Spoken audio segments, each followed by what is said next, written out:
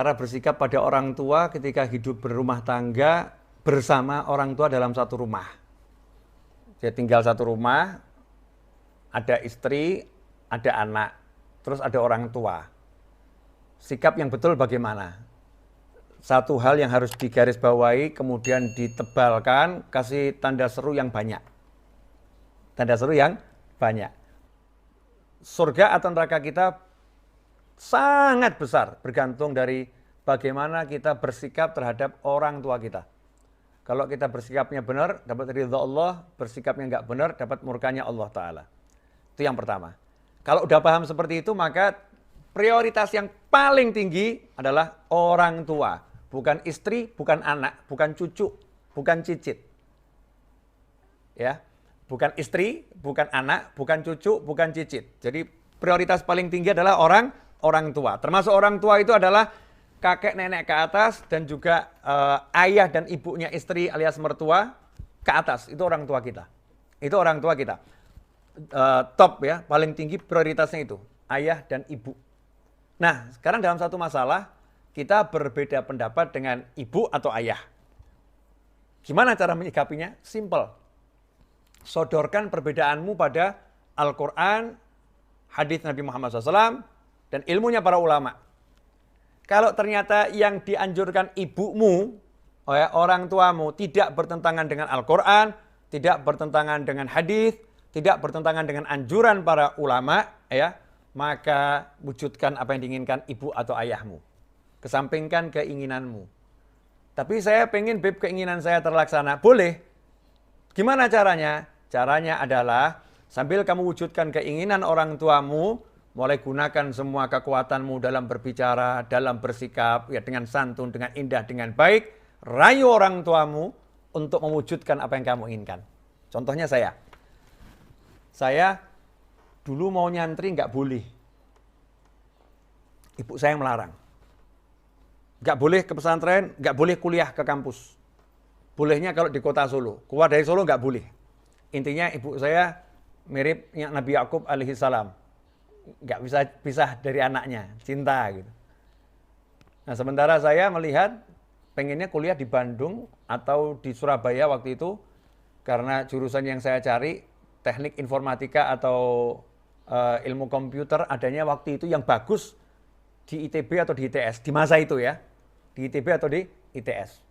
Berarti udah pupus nih, nggak mungkin saya bisa ke Bandung atau ke Surabaya untuk ke ITB atau ke ITS. Saya turutin ibu saya nggak kuliah. Bayangkan ya, di sekolah itu ya nggak jarang dapat juara 1 atau juara 3, pernah juga juara 20 kan tetap juara ya. EQ di atas rata-rata.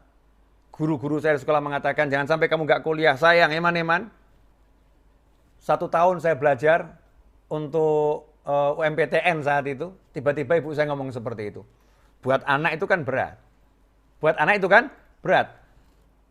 Tapi ya saya pilih ibu saya, karena di situ surga saya.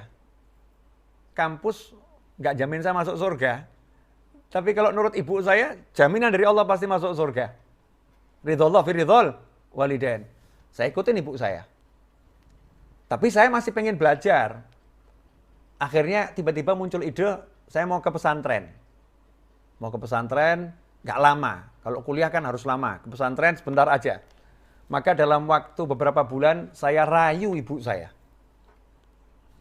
Rayu, bener-bener dirayu. Berbulan-bulan dirayu. Boleh ya ma, ini biar diizinkan ke pesantren. Hanya sebentar saja, 6 bulan pulang. 6 bulan pulang. Harapan saya kalau udah nyantri nanti 6 bulan, nggak disuruh pulang. Harapannya. Alhamdulillah diizinkan. Subhanallah, nyantri 6 bulan, ternyata benar-benar disuruh pulang. Ya benar-benar disuruh pulang. Waktu saya mau pulang, teman-teman di pesantren mengatakan, oh kamu kalau pulang nanti kualat sama ustadz ini. Kualat sama abuya. Oh kamu akan kena bencana nih.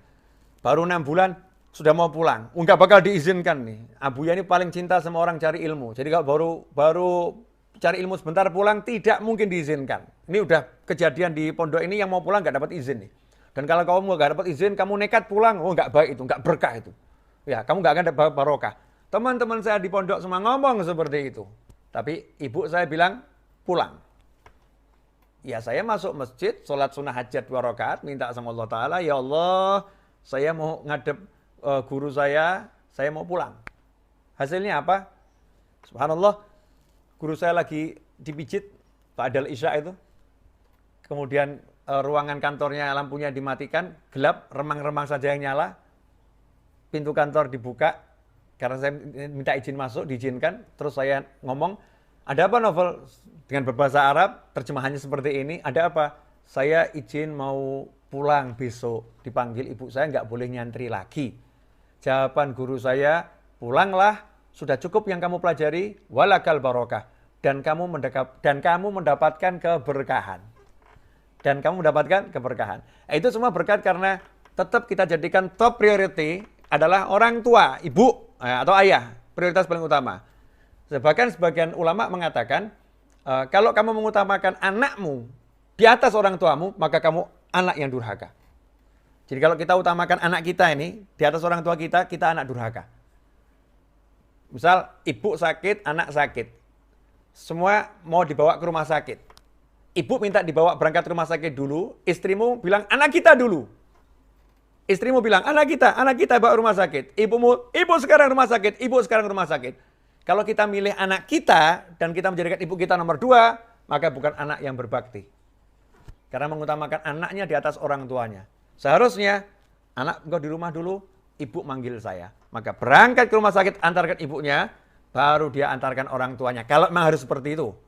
Kecuali ya ngomong dulu sama ibunya, Bu, ya saya mau antarkan ibu, tapi ini cucu ibu lagi sakit. Boleh nggak saya antarkan anak dulu ke rumah sakit? Tetap prioritas di hati adalah orang tua. Selanjutnya kalau mau ngantar anak, tanya dulu sama ibunya.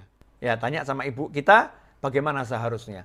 Ini tetap dalam Islam seperti itu, Allah ngajarkan seperti itu. Kalau kita ikutin aturan Allah ini, hasilnya bagus. Buang akal kita, ya hasilnya